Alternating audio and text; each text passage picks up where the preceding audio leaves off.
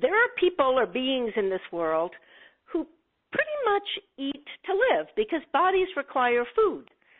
And if people are eating to live, that doesn't mean they don't enjoy their food. It does mean that they're not making it a focus, and while it may be a necessity, it doesn't have that urgency of I need it, I have to have it.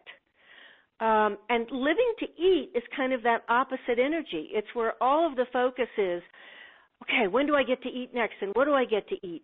But really what it's about is something much greater than that. Because eating, we've come to think of as, nourishment, comfort food, that kind of thing.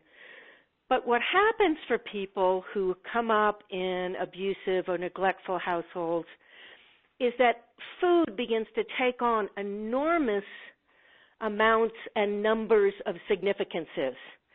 It begins to be, for some people, the only thing that nourishes them because people were dangerous to them.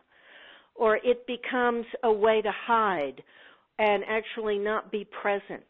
Or it becomes a way to control the body, either by overeating or undereating or, doing all these weird sort of measurements and decisions and judgments about the body.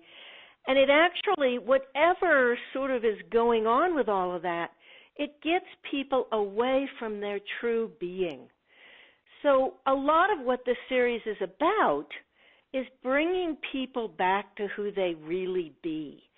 And it's like all of the work I do in Right Recovery for You, the end of limitations and the beginning of possibilities.